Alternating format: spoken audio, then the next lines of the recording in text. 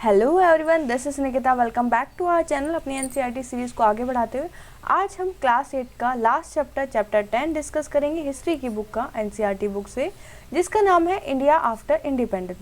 Last chapter में हमने chapter 9 में देखा कि किस तरीके से हमारे भारत देश को इंडिपेंडेंस मिली, फ्रीडम फाइटर ने कितनी ज़्यादा लड़ाइयाँ लड़ी, 1947 में हमारा देश आज़ाद हुआ।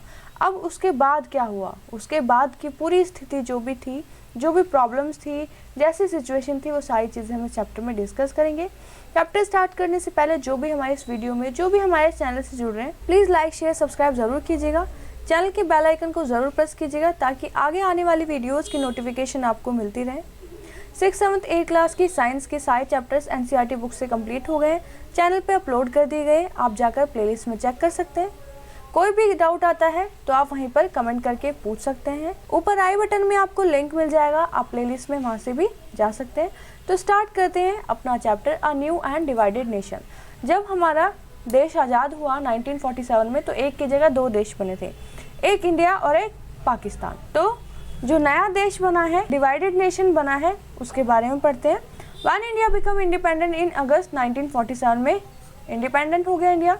It faced a series of great challenges. Nation को बहुत ज़्यादा, जितने भी हमारे फ्रीडम फाइटर्स थे, जो हमारी कॉन्स्टिट्यूशन बनाएंगे, सारे लोगों को बहुत ज़्यादा चैलेंजेस फेस करने पड़े। वो चैलेंजेस क्या क्या थे? As a result of partition, जैसे ही पार्टीशन हुआ तो उसका रिजल्ट क्या निकला कि अप्रॉक्स 8 मिलियन रिफ्यूजीज या 80 लाख लोग कह रहे हैं हम, had become into the country from what was now Pakistan.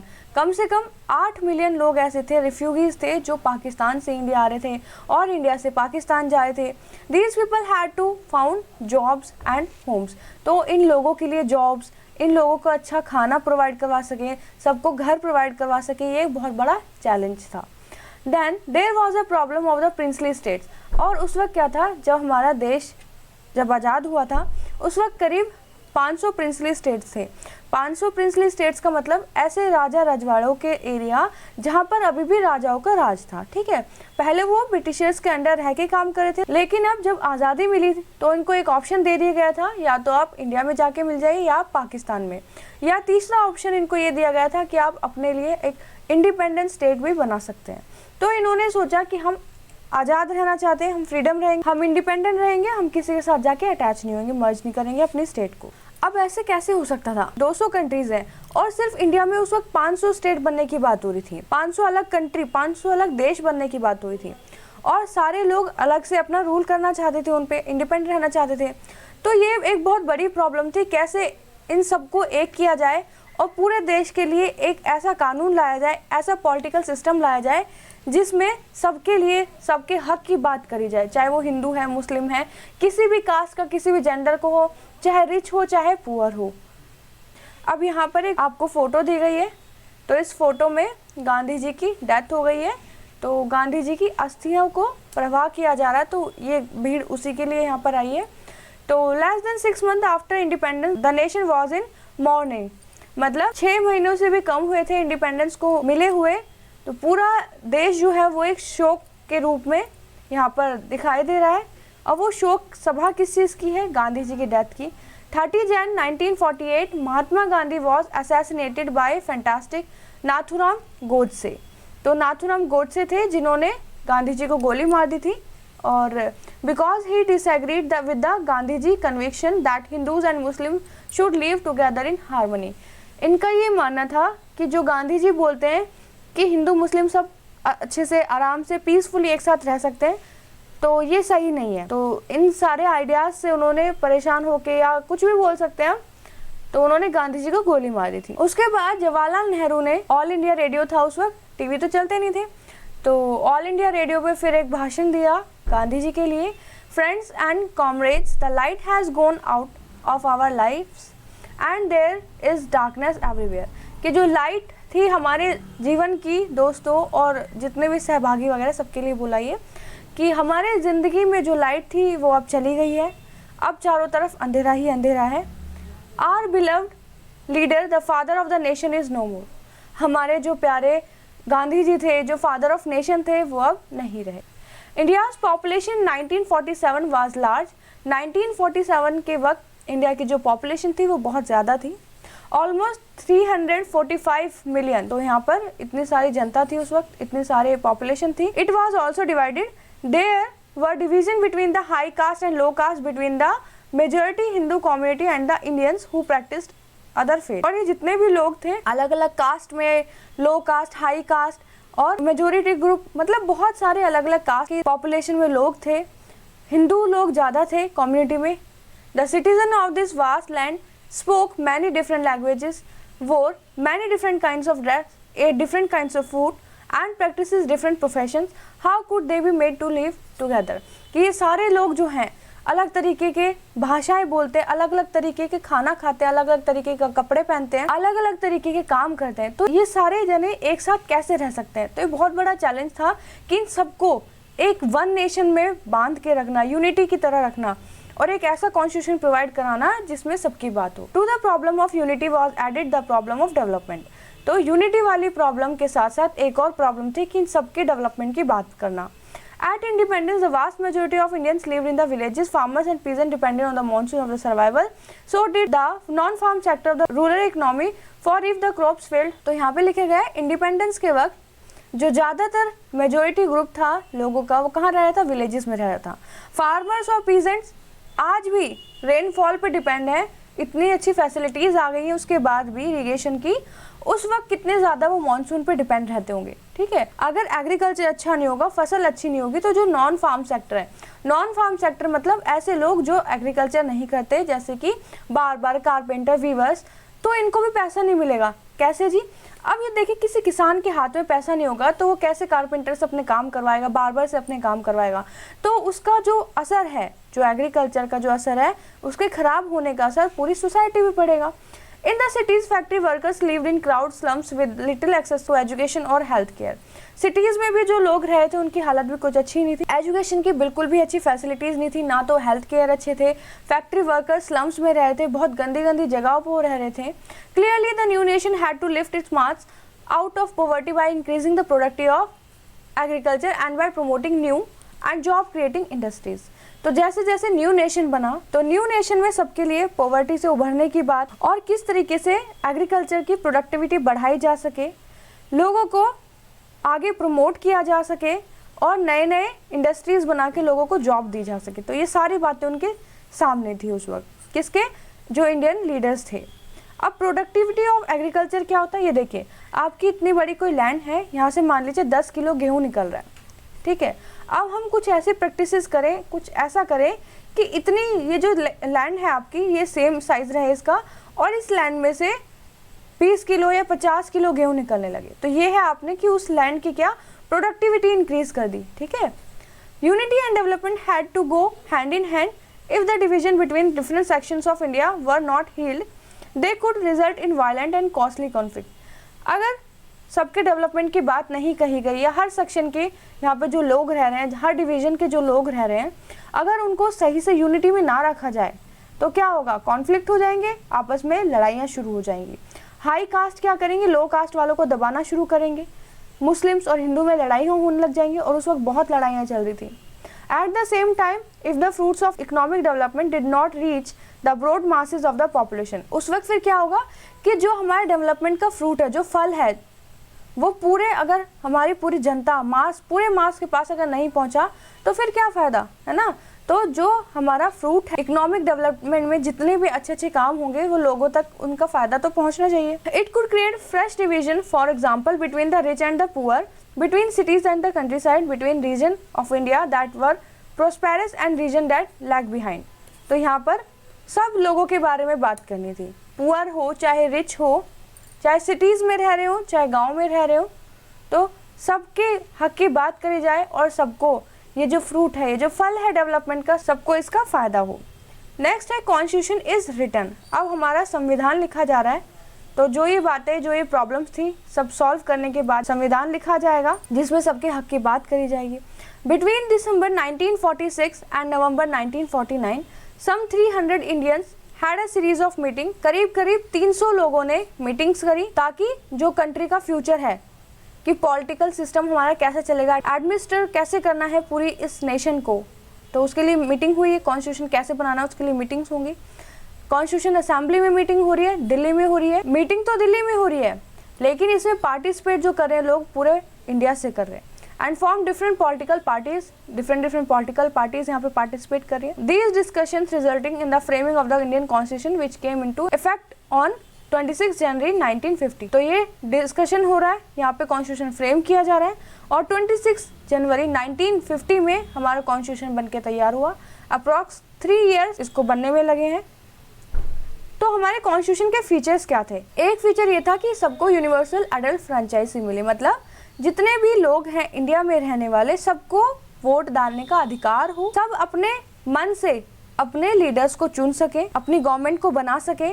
तो उस वक्त एज क्या थी 21 और आज क्या है 18, कि जितने भी लोग 21 साल से ऊपर के थे उस वक्त वो सारे वोट डाल सकते थे। लेकिन हमारे इंडिया में तो इंडिपेंडेंस होते ही, कॉन्स्टिट्यूशन बनते ही सबको हक दे दिए वोटिंग राइट। लेकिन कुछ ऐसी कंट्रीज जैसे कि यूनाइटेड किंगडम और यूएसए, तो यहाँ पर क्या हुआ, बहुत सेक्शंस में स्टेप वाइज यहाँ पे वोटिंग राइट्स मिले लोगों को। जैसे हमारे इंडिया में एकदम से सबको मिल गए, अब सबको एकदम से नहीं मिले। पहले कुछ स्टेजेस में इन्होंने राइट्स देने शुरू किए थे वोटिंग राइट। पहले सिर्फ उन आदमियों को, उन मैंस को राइट मिले जिनके पास प्रॉपर्टी थी। फिर जो एजुकेटेड पर्सनस थे फिर उनको राइट्स मिले। फिर वर्किंग क्लास मैन जो थे उन्होंने बहुत स्ट्रगल करी, उसके बाद उनको भी वोटिंग राइट दिए गए। Finally after a bitter struggle of their own, American and British women were granted the vote। उसके बाद बहुत स्ट्रगल की औरतों ने भी फिर जाके उनको कहीं पे वोटिंग राइट्स दिए गए। लेकिन हमारे इंडिया में क्या था, कोई भी जेंडर का हो, कोई भी क्लास, कोई भी एजुकेशन उसके पास हो या ना हो, अगर वो 21 साल का है, वो पर्सन, वो लेडी या फिर वो मैन, तो उसको वोटिंग राइट तभी से दिए गए। सेकेंड फीचर क्या है कॉन्स्टिट्यूशन का, was that guarantee equality before the law to all citizens, कि जितने भी हमारे लोग हैं इस कंट्री में, चाहे कोई रिच हो या फिर पुअर हो या कोई लीडर हो या फिर कोई गरीब इंसान हो, सब कानून की नज़र में एक हैं, सबको इक्वलिटी है। तो इक्वलिटी के लिए एक एग्जांपल आप देखेंगे कि मान लीजिए आपने कोई क्राइम किया है और किसी लीडर ने कोई क्राइम किया है, तो जो सज़ा उसको मिलेगी वही सज़ा आपको भी मिलेगा अगर आपने सेम क्राइम किया तो। मतलब कानून की नज़रों में सब सेम है, ठीक है। इस तरीके से there were some Indians who wished that the political system of the new nation be based on Hindu ideals and that India itself be run as a Hindu state.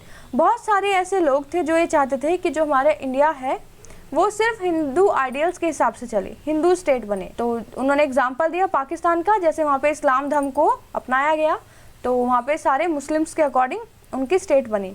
लेकिन यहाँ पे जो हमारे प्राइम मिनिस्टर जवाहरलाल नेहरू थे, उन्होंने ये बताया कि हमारा देश कोई हिंदू लोगों से या मुस्लिम लोगों के लिए नहीं है, ये हर लोगों के लिए, चाहे वो किसी भी कम्युनिटी का हो, कोई भी रिलीजन हो, कोई भी कास्ट हो, कुछ भी हो, ये देश सबका है। तो besides Muslim, India also had large population of Sikh and Christians as well as many Parsis and Jain. तो यहाँ पे सिर्फ हिंदू नहीं रहते, मुस्लिम भी है, पारसी भी है, सिख लोग भी है, क्रिश्चियंस भी है, तो सबके लिए होना चाहिए हमारा constitution. They would have the same right as Hindu, उन सबके पास वो सेम राइट होने चाहिए जो हिंदूज के पास हो। सेम अपॉर्चुनिटी हो सबके लिए, सीकिंग जॉब्स इन गवर्नमेंट, सबको गवर्नमेंट जॉब्स मिले, इक्वल राइट हो गवर्नमेंट जॉब्स में, प्राइवेट सेक्टर में, the same right before the law. Third feature क्या था कॉन्स्टिट्यूशन का, was that it offer special privileges for the poorest and most disadvantage Indians. तो यहाँ पे रिजर्वेशन की बात की गई है, जो भी गरीब लोग थे, जो भी शेड्यूल कास्ट के लोग थे, ट्राइबल लोग थे, जो बहुत ज़्यादा गरीबी उस वक्त जिनकी बहुत ज़्यादा हालत ख़राब थी, तो उनको कुछ रिजर्वेशन देने की बात कही गई है। The practice of untouchability describe as slur and blot on the fair name of India was abolished, कि जो अनटचेबिलिटी थी, मतलब जो अछूत मानते थे लोगों को, ये एक काला धब्बा की तरह था, स्लर था इंडिया के नेम पे। तो सबसे पहले इसको अबॉलिश किया गया कि ऐसी कोई भी प्रैक्टिस इंडिया में नहीं की जाए किसी के भी साथ। हिंदू टेम्पल्स जो सिर्फ हायर कास्ट के लिए ओपन थे, अब वो सबके लिए ओपन हो गए। After long debate, the Constitutional Assembly also recommended that a certain % of seat in legislature as well as government job to be reserved for member of the lower caste। फिर एक debate चली, बहुत long debate के बाद क्या हुआ, constitution assembly में कुछ सीट्स छोटी जात के लिए भी क्या की रिजर्व कर दी गई, गवर्नमेंट जॉब्स में भी कुछ सीटें रिजर्व कर दी गई लोअर्स्ट कास्ट के लिए।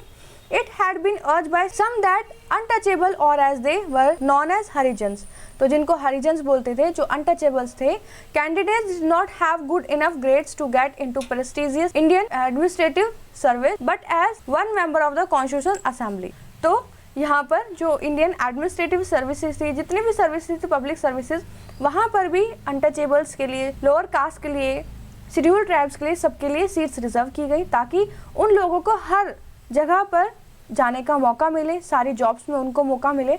अगर बड़ी बड़ी जॉब्स पे अगर वो भी जाएंगे तो उनका भी कुछ उद्धार होगा, ठीक है, उनकी भी लाइफ अच्छी होगी। तो यहाँ पर रिस्पॉन्सिबल फॉर हरिजन कास्ट के लिए रिस्पॉन्सिबल होके, जैसे being unfit today addressing his more privilege colleagues, Khandekar ji ने कहा क्या, we were suppressed for thousands of years, मतलब इन लोगों के लिए जो छोटी जात से बिलोंग करे, उन्होंने बोला कि हम लोगों को हजारों सालों से सप्रेस किया जा रहा है। You engage us in your service to serve your own ends and suppressed us to such an extent that neither our mind nor our body and nor even our hearts work nor are we able to march forward। हमें इतना ज़्यादा दबाया गया है कि अब ना तो हमारा शरीर काम करता, ना हमारा दिल काम करता, ना हमारा दिमाग काम करता, ना हम आगे बढ़ने की सोच सकते, ना हम पीछे बढ़ने की। हमारी हालत बहुत ज़्यादा खराब कर दी गई है। तो along with the former untouchables, the Adivasi and the scheduled tribes were also granted reservation in seats and jobs। तो अभी तो अनटचेबल्स की बात हो रही थी और फिर अब यहाँ पर रिजर्वेशन दे दिया गया है, किसको, शेड्यूल ट्राइब्स को भी, जो आदिवासी लोग थे, और अनटचेबल्स के तो दे दिया था। तो यहाँ पर बात करी गई है रिजर्वेशन की अनटचेबल्स के लिए, शेड्यूल ट्राइब, आदिवासीज, कहाँ पर रिजर्वेशन, सीट्स में, जॉब्स में, है ना, और काउंसिल्स में, लेजिस्लेटिव काउंसिल्स में। Like the schedule caste, these Indians too had been deprived and discriminated against. The tribals had been deprived of moral, healthcare and education, while their lands and forests had been taken away by more powerful outsiders. The new privileges granted them by the constitution were meant to make amends for this। तो यहाँ पे बोला गया है कि जो tribal लोग थे उनकी हालत तो पहले से ही खराब थी, ना तो उनके पास कोई मॉडर्न हेल्थ फैसिलिटी, ना एजुकेशन था, कुछ भी नहीं था। एंड जब बाहर से लोग आए, यहाँ ब्रिटिशर्स की बात बोली गई है कि जब बाहर से लोग आए, उनके लैंड, उनके फॉरेस्ट लॉ उनके ऊपर लगाए गए और उनसे वो भी छीन लिया गया, तो इनकी कंडीशन और ज़्यादा बेकार बता दी गई है। The constitution assembly spend many days discussing the power of the central government. अब यहाँ पे बात आती है सेंट्रल गवर्नमेंट की और जो स्टेट प्रोविंसेस जो थी उस वक्त हमारी, तो किसको कौन कौन सी पावर दी जाए। तो यहाँ पर कॉन्स्टिट्यूशन असेंबली में बहुत दिनों तक डिबेट चल रही है, डिस्कशन हो रहा है कि पावर कैसे बांटी जाए सेंटर में और स्टेट गवर्नमेंट में। सब मेंबर्स, कुछ मेंबर्स ये सोचते थे कि सेंटर को हमें ज़्यादा पावर देनी चाहिए, अगर सेंटर स्ट्रांग होगा तभी हमारा क्या होगा, अच्छे से कंट्री, पूरी कंट्री अच्छे से काम कर पाएगी। लेकिन कुछ मेंबर ऐसा सोचते थे कि सारी जो अब सेंटर है, दिल्ली सेंटर है, उसके पास सारी फैसिलिटीज़ हैं, उसकी तो गवर्नमेंट अच्छे से हो जाएगी, एडमिनिस्ट्रेशन अच्छे से हो जाएगा, लेकिन बाकी जो स्टेट्स हैं, वो दूर दूर जो स्टेट्स हैं उनके साथ क्या होगा, वो कैसे चला पाएंगे खुद को ना। तो यहाँ पर बाकी कुछ मेंबर्स ऐसे थे जो सोच रहे थे कि स्टेट्स को ज़्यादा फ्रीडम होनी चाहिए। तो Mysore feared that under the present system democracy is centered in Delhi and it is not allowed to work in the same sense and spirit at the rest of the country। तो यहाँ पे बोला गया जैसे Delhi centre होगा, दिल्ली को सारी power दे दी जाएगी, तो मैसूर जैसी स्टेट है, जो स्टेट है वहाँ पे कैसे काम चलेगा। A member from Madras insisted, तो यहाँ अलग अलग लोग हैं, अलग अलग जगह से जो अपनी अपनी बातें बोल रहे हैं। जैसे यहाँ पर अभी मैसूर की बात हुई है, अब कोई मद्रास के मेंबर हैं, उन्होंने बोला The initial responsibility for well-being of the provinces should rest with the provincial government। कि अगर provincials के जो गवर्नमेंट है, अगर वहीं के जो लीडर्स हैं उन्हीं के हाथ में दे दे, है ना, जो स्टेट्स हैं वो अपने हिसाब से चलाएंगी।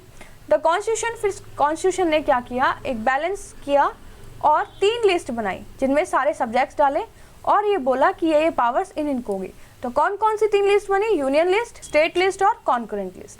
तो यूनियन लिस्ट में सेंटर जिस जिस चीज़ पे कानून बना सकता है वो सारे सब्जेक्ट डाल दिए। जैसे कि यूनियन लिस्ट में कौन कौन से सब्जेक्ट डाले आपके, टैक्स से रिलेटेड, डिफेंस से और फॉरेन अफेयर से। तो ये कौन देखेगा, ये सारी चीज़ें सेंटर देखेगा, सेंटर इन पे लॉ बनाएगा। स्टेट लिस्ट में एजुकेशन, हेल्थ, इस पे स्टेट लिस्ट अपने हिसाब से, अपने स्टेट के हिसाब से, स्टेट के लोगों के हिसाब से रूल्स बनाएंगे। कॉन्करेंट लिस्ट एक ऐसी लिस्ट थी जिसमें आपके स्टेट और सेंटर दोनों मिलकर के रूल बनाएंगे, जैसे कि फॉरेस्ट और एग्रीकल्चर। तो यहाँ पे जॉइंट रिस्पॉन्सिबिलिटी होगी इन फील्ड्स में काम करने के लिए, स्टेट की भी और सेंटर की भी। Another major debate in the constitution assembly concern language, की लैंग्वेज कौन सी रखी जाए। Many members believe that the English language should leave India with the British rules. बहुत लोगों ने ये बोला कि जो इंग्लिश लैंग्वेज है, ब्रिटिशर रूल यहाँ से ख़त्म हो गया तो इंडिया में से इंग्लिश लैंग्वेज को भी ख़त्म किया जाए। Its place they argued should be taken by Hindi, कि अब हिंदी को उसकी जगह ले लेनी चाहिए। However those who did not speak Hindi were of a different opinion, लेकिन कुछ ऐसे लोग थे जिनको हिंदी बोलनी नहीं आती थी। जो हमारे साउथ इंडिया है उसके ज़्यादातर जो स्टेट हैं उनको हिंदी बोलनी नहीं आती, उनके भी अलग अलग ओपिनियन थे। T Krishnamachari conveyed a warning on behalf of people of the south, south के लोगों की तरफ से उन्होंने बोला, some of whom threatened to separate from India if Hindi was imposed of them, कि कुछ ऐसे स्टेट भी है, कुछ ऐसा एरिया भी जो दोबारा से इंडिया से अलग होना चाहेगा अगर उस हिंदी थोपी गई उस पर, तो क्योंकि हिंदी सबको नहीं आ रही थी उस वक्त, है ना। A compromise was finally arrived at, namely that while Hindi would be official language, तो एक कॉम्प्रोमाइज किया गया कि हिंदी को ऑफिशियल लैंग्वेज रखते हैं इंडिया की और इंग्लिश को कोर्ट में यूज करने के लिए रखते हैं, ठीक है। The services and the communication between one state और अनदर, कि ये दोनों लैंग्वेज हैं, आप इनको यूज़ कर सकते हो कम्युनिकेशन के लिए, एक स्टेट पर्सन दूसरे स्टेट से बात करने के लिए इन लैंग्वेज का यूज़ कर सकते हो। तो यहाँ पर BR अम्बेडकर जी का जीवन के बारे में कुछ बताया है। उनका जो जीवन काल है वो 1891 से 1956 तक, respectfully refer to as Baba Saheb भी बोलते हैं इनको, और ये बिलोंग करते थे मराठी स्पीकिंग दलित फैमिली से, लॉयर और इकोनॉमिक्स भी हैं। He is best known as reserve leader of Dalit, इन्होंने दलित लोगों के लिए, लोअर कास्ट के लिए बहुत काम किया, एंड इनको फादर ऑफ इंडियन कॉन्स्टिट्यूशन भी बोला जाता है। आगे बढ़ते हैं। Many Indians contributed to the framing of the constitution, बहुत सारे इंडियंस थे जिन्होंने कॉन्स्टिट्यूशन को फ्रेम करने में इंपॉर्टेंट रोल प्ले किया, लेकिन सबसे ज़्यादा इंपॉर्टेंट रोल जो माना जाता है वो है BR अम्बेडकर जी ने प्ले किया, जिनको हम फादर ऑफ द कॉन्स्टिट्यूशन भी बोलते हैं। अब ये कौन थे? जो कमेटी कॉन्स्टिट्यूशन को ड्राफ्ट करी थी ये उसके चेयरमैन थे, and under whose supervision the document was finalized. In his final speech to the Constitutional Assembly, Dr. Ambedkar pointed out that political democracy had to be accompanied by economic and social democracy.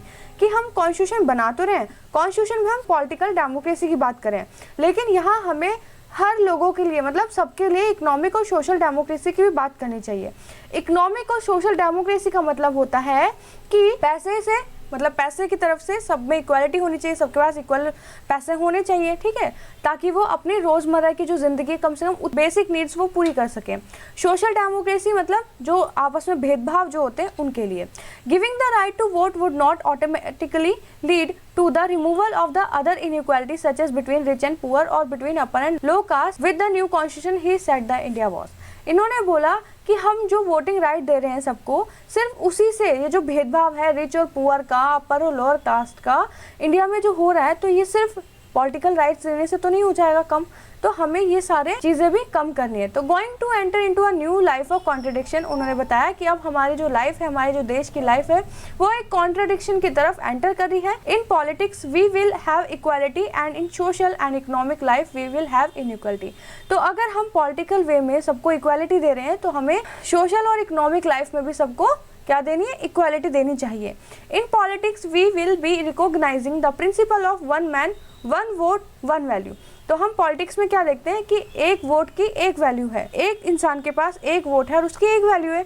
तो यहाँ पर इन्होंने बोला है कि उस इंसान की जो एक वोट और उसकी एक वैल्यू है, उस इंसान की भी वैल्यू होनी चाहिए। Continue to deny the principle of one man one value. Next देखते हैं how are states to be formed. अब देश तो आज़ाद हो गया, अब उसमें स्टेट्स कैसे बनी? लिंग्विस्टिक का मतलब होता है कि कोई भी वो ग्रुप जो सिर्फ एक लैंग्वेज से बिलोंग करता है। चलिए आगे देखते हैं। Back in the 1920s the Indian National Congress, the main party of the freedom struggle, had promised that once the country won independence, each major linguistic group would have its own province। तो 1920 में थोड़ा सा पहले जाते हैं, independence से पहले, तो 1920 में जब इलेक्शंस हुए तो सबको ये प्रॉमिस किया गया है कि उनको उनकी लैंग्वेज के हिसाब से एक स्टेट दिया जाएगा।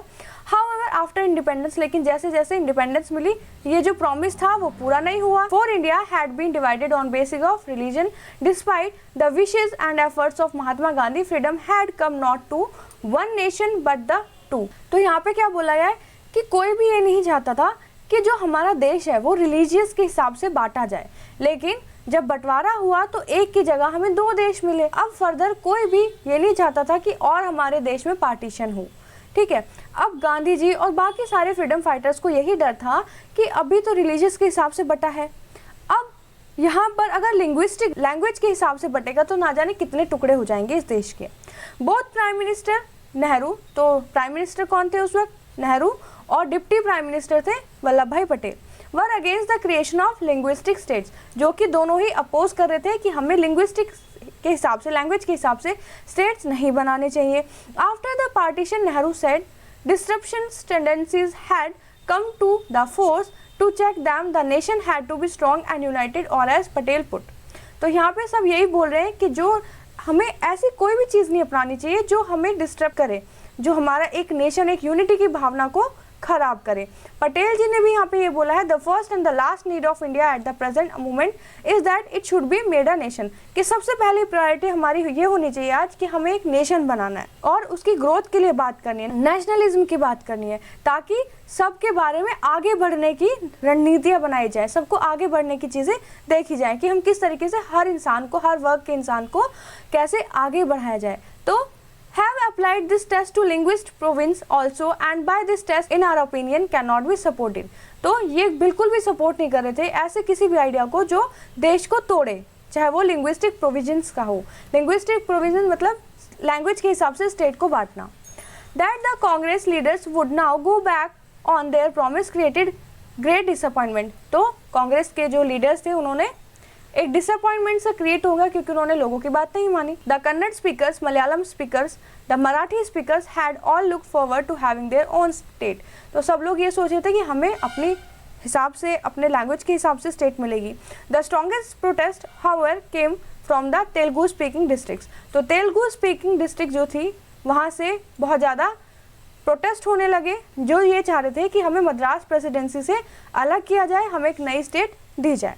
When Nehru went to campaign there during the general election 1952, तो जब इलेक्शंस का टाइम था 1952 में जब इलेक्शन हुए, तो जब नेहरू जी ने विजिट किया वहाँ पर, तो उनको कि हमें अपना आंध्र स्टेट चाहिए, इस तरीके की बात उनके सामने रखी गई, काले झंडे उनको दिखाए गए।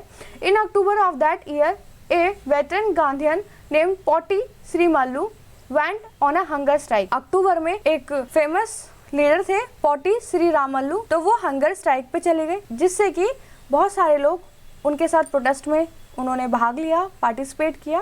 तेलुगु स्पीकर्स के लिए आंध्र स्टेट की बात कही कि हमें आंध्र स्टेट चाहिए। As the fast went it attract much support, तो बहुत सपोर्ट इनको मिला, बहुत हड़ताल इन्होंने करी, बंद, चक्का जाम वगैरह करते हैं ना, वो सब किया बहुत सारे टाउन्स में। तो दिसंबर 15, 1952 में 58 days into his fast, 58 days हो चुके थे, तो इनकी हो जाती है डेथ। अब ये बहुत बड़े लीडर थे, इनकी डेथ के बाद पूरे स्टेट में और ज़्यादा प्रोटेस्ट होने लगे। The protest were so widespread and intense that the central government were force to give into the demand. तो सेंट्रल गवर्नमेंट के ऊपर भी अब एक फोर्स हो गया कि अब उनको ये स्टेट देनी पड़ेगी। तो 1 अक्टूबर 1953 को सबसे पहला जो स्टेट बना लिंग्विस्टिक बेस पे, वो था आंध्र प्रदेश। अब जैसे आंध्र प्रदेश को अलग उनकी स्टेट मिल गई, तो बाकी और जो लोग हैं, अलग अलग लैंग्वेज बोलने वाले लोग, उन्होंने फिर दोबारा बोला कि हमें अब तो हमें भी चाहिए। Also demanded their own separate state. बाकी जो और कम्युनिटीज थी उन्होंने भी बोला कि हमें भी अपने अपनी लैंग्वेज के हिसाब से स्टेट चाहिए। A state reorganisation commission was set up. तो फिर एक स्टेट रीऑर्गेनाइजेशन कमीशन सेटअप किया गया, जिसने अपनी रिपोर्ट 1956 में सबमिट करी। ये किस लिए बनाया था कि आप ये देख के बताइए हमें, मतलब गवर्नमेंट को, कि क्या हमें लैंग्वेज के हिसाब से स्टेट को बांटना चाहिए या नहीं। Recommending the redrawing of district and provincial boundaries to form compact provision Assamese, Bengali, Oriya, Tamil, Malayalam, Kannada and Telugu speakers respectively. The large Hindu-speaking region of North India was also be broken up into several states. तो यहाँ पे इन्होंने बोला कि ठीक है, language के हिसाब से बांट देते हैं, लेकिन नॉर्थ में इतनी सारी लैंग्वेज बोलते हैं सब लोग, तो इतनी सारे स्टेट्स वहाँ पे बनेंगे। अब देखते हैं कैसे कैसे स्टेट्स बनी और कौन कौन से स्टेट बनी। लिटिल लेटर 1960 में जो बॉम्बे बाइलिंगुअल स्टेट था, जहाँ पे 2 लैंग्वेज बोली जाती थी, उनको सेपरेट कर दिया गया मराठी और गुजराती स्पीकिंग में। 1966 में पंजाब को भी डिवाइड किया गया, पंजाब और हरियाणा में। पंजाब में सारे सिख लोग थे और कुछ हिंदी स्पीकर्स और कुछ हरियाणवी स्पीकर्स थे, हरियाणा उनकी एक अलग स्टेट बना दी गई। तो 1947 के टाइम का ये मैप है, इसमें प्रिंसली स्टेट्स पिंक कलर की और बाकी ये पूरा ब्रिटिश इंडिया। देखिए कितने लार्जर पार्ट में ब्रिटिश लोगों ने एक्वायर करा हुआ था। तो ये 1956 के टाइम का ये मैप है और ये उसके बाद के जो सारे स्टेट्स बने हैं वो वाला, तो इसका ज़रूर देखिएगा आराम से। तो ये है महानदी रिवर पे एक जो ब्रिज बनाया हुआ है, डैम कंस्ट्रक्ट किया हुआ है, उसकी ये फ़ोटो है। Planning for development. अब यहाँ पे प्लानिंग होएगी कि आगे डेवलपमेंट कैसे करना है। Lifting India and Indians out of poverty and building a modern technical industrial base were among the major objective of the new nation. तो न्यू नेशन जो बना था, जो न्यू कंट्री बनी थी, उसका सिर्फ एक यही मोटिव था कि जितने भी यहाँ पे लोग हैं, जितने इंडियंस हैं, उनको पॉवर्टी से, गरीबी से बाहर निकाला जाए और उनका किस तरीके से डेवलपमेंट किया जाए। 1950 the government setup a planning commission, 1950 में प्लानिंग कमीशन सेटअप किया गया, जिसको ये देखना था to help design and execute suitable policies for economic development, कि जो भी हमारी पॉलिसीज़ हैं इकोनॉमिक डेवलपमेंट के लिए, उनकी देख रेख का काम किसका था? प्लानिंग कमीशन का था। There was a broad agreement on what was called a mixed economy. तो इंडिया में जो इकोनॉमिक कंडीशन या जो भी इकोनॉमी अपनाई गई होती मिक्स्ड इकोनॉमी। और मिक्स्ड इकोनॉमी होता क्या है कि जिसमें प्राइवेट सेक्टर और जो गवर्नमेंट है वो दोनों मिलके काम करते हैं। जैसे मान लीजिए कोई फैक्ट्री बनानी है तो जिसमें गवर्नमेंट का भी हिस्सा होगा और प्राइवेट सेक्टर का भी हिस्सा होगा, दोनों मिलकर इस बिल्डिंग को बनाएंगे। तो would play important role and complementary roles in increasing production and generating jobs. तो यहाँ पे क्या है? प्रोडक्शन को बढ़ाना और नई नई जॉब्स को लोगों के लिए लेकर आना। अब कोई फैक्ट्री बनेगी तो लोगों को जॉब भी मिलेगी। What specially these roles were to be, which industry should be initiated by the state and which by market, how to achieve a balance between the different region and state was to be defined by planning commission. और planning commission का काम क्या था कि कोई भी काम हो रहा है, कोई भी कंस्ट्रक्शन वर्क हो रहा है जिसमें गवर्नमेंट और प्राइवेट सेक्टर इन्वॉल्व है, वो अच्छे से काम करे, एक बैलेंस बना के चले। तो ये काम था प्लानिंग कमीशन का, जो कि अब नीति आयोग करता है ना। इसको चेंज कर दिया गया, इसका नाम नीति आयोग हो गया। 1956 में सेकंड 5 ईयर प्लान आया, जिसमें क्या फोकस किया गया? जो हैवी इंडस्ट्रीज हैं उन पे ज़्यादा फोकस किया गया, ठीक है, कि हैवी इंडस्ट्रीज को हमें बनाना है, जिसमें स्टील, आयरन वाली ज़्यादा इंडस्ट्रीज थी। And on the building of large dams, और जब ये स्टील वगैरह बनेंगे तो डैम्स भी बनेंगे। This focus on heavy industries and the effort at the state regulation of economy was to guide economic policy for the next few decades. तो यही सारी चीज़ें इकोनॉमी के लिए, इंडिया को और अच्छे करने के लिए, डेवलपमेंट करने के लिए, फ्यू डिकेड्स, मतलब डिकेड का मतलब होता है 10 साल, आगे और कई डिकेड्स तक ये काम चलता रहा। बहुत सारे लोग ऐसे थे जिन्होंने इस प्लान को बहुत क्रिटिसाइज किया कि हमारा देश कृषि प्रधान देश है, तो सबसे पहले उस पर फोकस करना चाहिए था, ना कि इंडस्ट्रीज पे, ठीक है। ये है नेहरू जी के 5 ईयर प्लान। नेहरू जी को कोई भी काम प्लानिंग से करना बहुत अच्छा लगता था, और सारे प्लान सक्सेसफुल होते हैं अगर प्लानिंग से किए जाएँ तो उन्होंने यही बताया कि अगर प्लानिंग से सब कुछ होगा तो काम अच्छा ही होगा, और फिर लोगों के लिए नई नई अपॉर्चुनिटी होंगी और नए नए गोल्स उन 5 ईयर प्लान्स में लाए गए, जिससे और अच्छी कंडीशंस होंगी। तो आप इसको पढ़ सकते हैं अपनी समझ के लिए। तो ये है, यहाँ पर फोटो है भिलाई स्टील प्लांट की, जो सेटअप हुआ था सोवियत यूनियन 1959 में। सोवियत यूनियन वो देश थे जो किसी के भी अंडर नहीं थे, मतलब कभी ना कभी उनके ऊपर किसी ना किसी का राज था, लेकिन अब वो राज नहीं रहा था, ठीक है। तो ऐसे सारे देश एक साथ मिल जाएं और फिर कोई काम करें अपने अपनी कंट्रीज़ में, तो वो वाले देश होते हैं सोवियत यूनियन। तो यहाँ पर भिलाई स्टील प्लांट है, भिलाई एक गांव है, उसमें लगाया गया। तो इसका यही काम था कि ऐसे ऐसे गाँव में नई नई चीज़ें लगाई जाए, ताकि गाँव का भी और ऐसे छोटी मोटी जो जगह हैं उनका भी डेवलपमेंट हो। Some felt that it had put inadequate emphasis on agriculture। जैसे हमने भी बात करी कि कुछ लोग थे जो क्रिटिसाइज कर रहे थे कि एग्रीकल्चर पे ज़्यादा ध्यान देना चाहिए, प्राइमरी एजुकेशन पे ध्यान देना चाहिए। Still others believed that it had not taken account of the environmental implication of the economic policies। कुछ का ये मानना था कि हमें इन्वायरमेंट के हिसाब से भी काम करना चाहिए। जैसे महात्मा गांधी की एक फॉलोवर थी मीराबेन, तो उन्होंने लिखा कि 1949 में साइंस एंड मशीनरी ही या फिर Mankind may get huge return for a time but ultimately will come डिसोलेशन। तो यहाँ पे उन्होंने बताया कि जिस तरीके से काम चल रहा है मशीन्स के थ्रू, साइंस के थ्रू, शॉर्ट टाइम के लिए तो बहुत अच्छा होगा, लेकिन लॉन्ग टाइम का इफेक्ट बहुत ज़्यादा बेकार हो सकता है। कैसे कि हमें नेचर को बैलेंस करके काम करना चाहिए। अब ये देखिए, जो आप ये मशीन लगा रहे हैं, जो काम कर रहे हैं, नेचर पे इसका इफेक्ट क्या होगा, तो हमें उसको भी ध्यान में रख के काम करना चाहिए। तो and develop our lives within her laws, तो नेचर के हिसाब से, नेचर के लॉ के हिसाब से हमें काम करना चाहिए।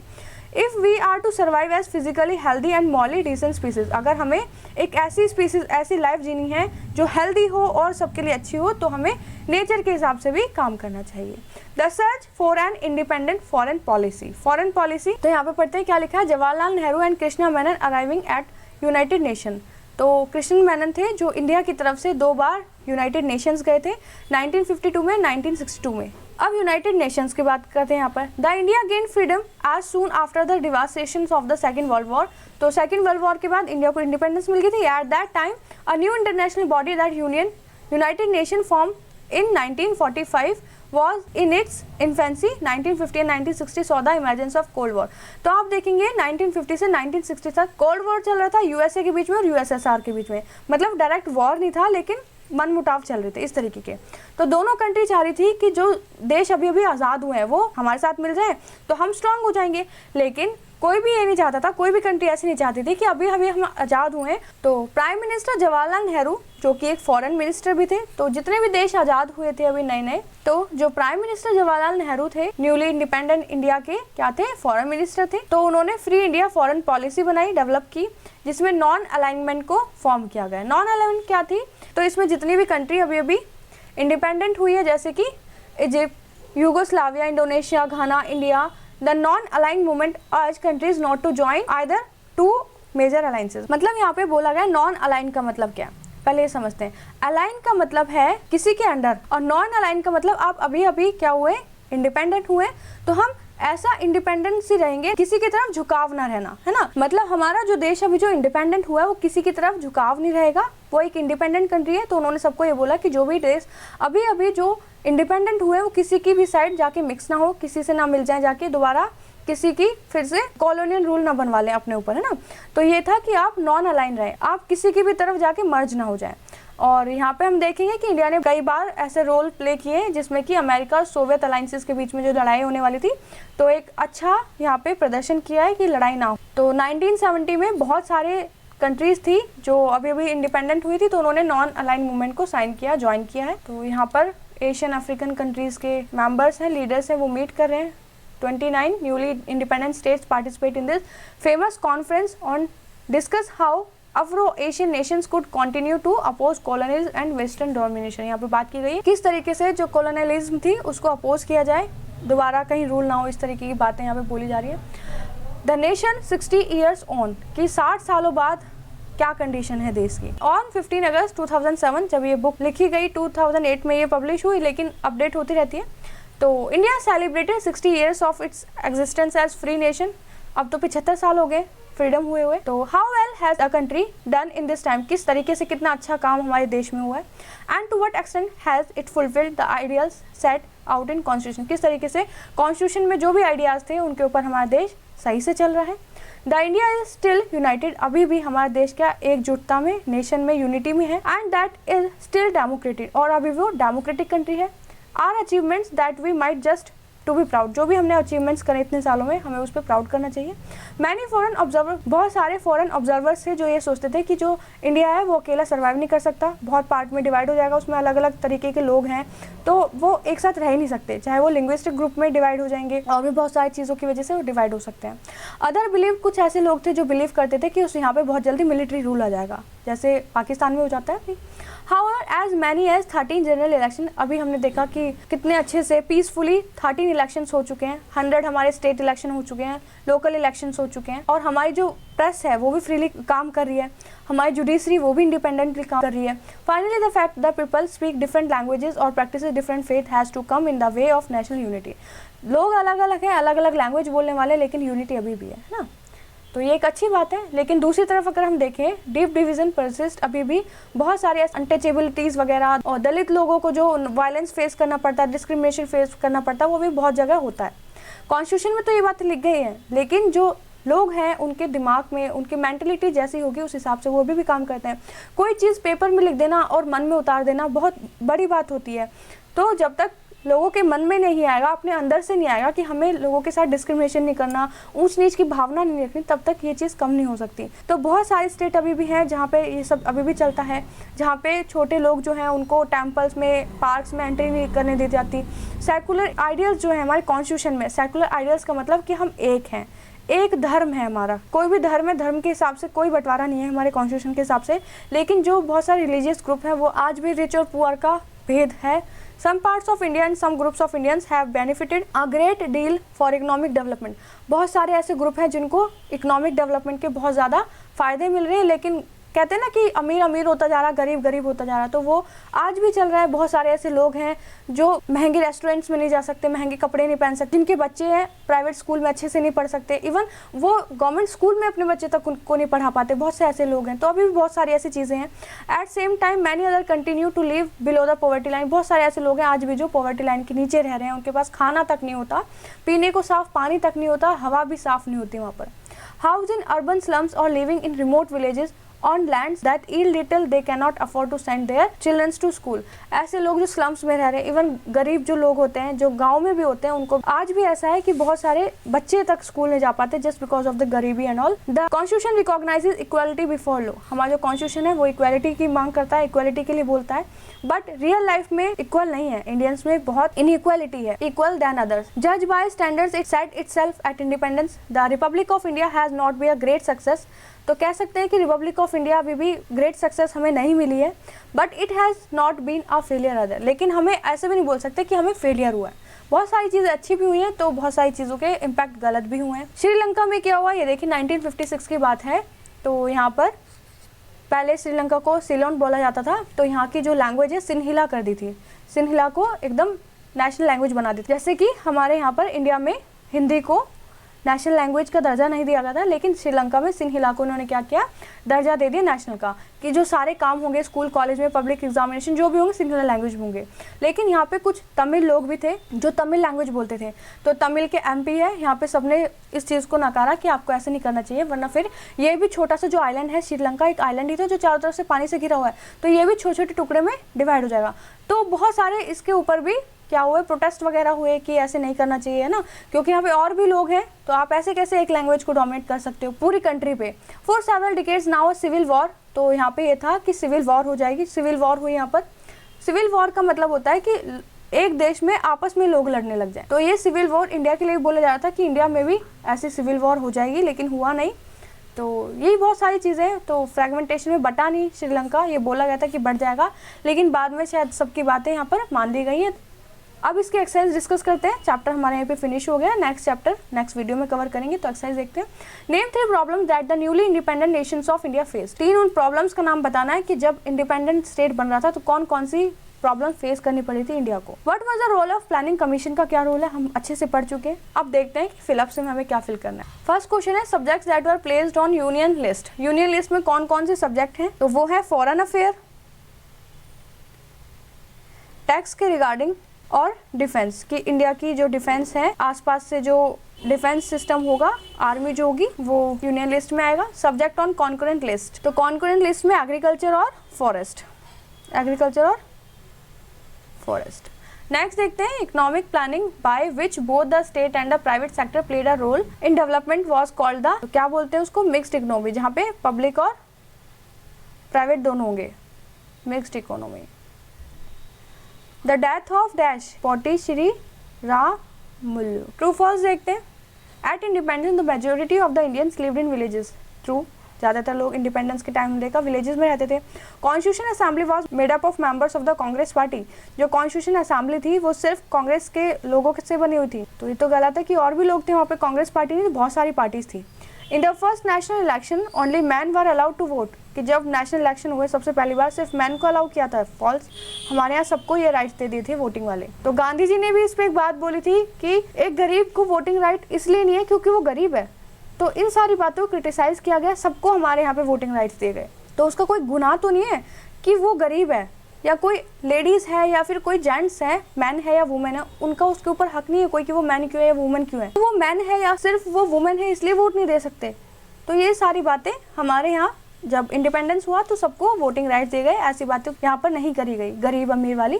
Second 5 year plan focus on the development of heavy industries, तो ये भी ट्रू है। नेक्स्ट देखते हैं, कुछ क्वेश्चंस हैं।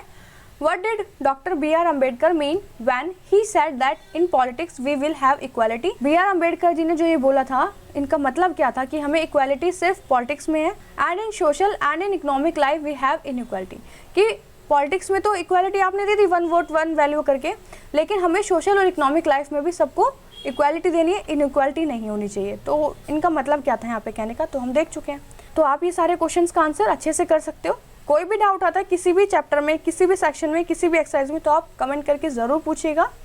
After independence why was there a reluctance to divide the country on linguistic line. Independence के बाद जो हमारी लिंग्विस्टिक लाइन्स थी उसके हिसाब से स्टेट का डिवाइड हुआ था। ठीक है जी। गिव वन रीजन, एक रीजन आपको देना है why English continue to be used in the Indian after independence, कि इंग्लिश को कंटिन्यू क्यों किया गया इंडिपेंडेंस के बाद भी, क्योंकि बहुत सारे ऐसे हमारे स्टेट थे जिनको हिंदी नहीं आती थी। ठीक है, तो बहुत सारे ऐसे यहाँ पे आपको बातें बता देनी है जो भी हमने ऊपर पढ़ी है अभी। How was the economic development of India visualise in the early decades after independence. Economic development किस तरीके से देखा गया, किस तरीके से किया गया इंडिपेंडेंस के बाद। तो हमने देखा 5 ईयर प्लान्स आए थे, है ना। तो मेरा बहन कौन थी, उनकी लाइफ के बारे में कुछ बताना है यहाँ पे, बाकी सारी एक्टिविटीज है। 10th क्वेश्चन है, find out more about the language division in Pakistan that led to creation of the new nation of Bangladesh. जब एक नया नेशन बना बांग्लादेश, जब पाकिस्तान एक नया नेशन बना और वहाँ पे क्या हुआ, इस्लाम को, मुस्लिम लैंग्वेज को, उर्दू को क्या किया हुआ, अपनाया गया नेशनल लेवल पे। और इन्होंने क्या किया, बाद में जब बांग्लादेश अलग हो रहा था इंडिया से, तो पाकिस्तान के जो लोग थे उन्होंने ये बोला कि बांग्लादेश में भी यही होना चाहिए, एक ही लैंग्वेज होनी चाहिए। लेकिन फिर क्या हुआ, बांग्लादेश बाद में अलग हो गया। ठीक है, वहाँ पे बंगाली पीपल भी बहुत सारे।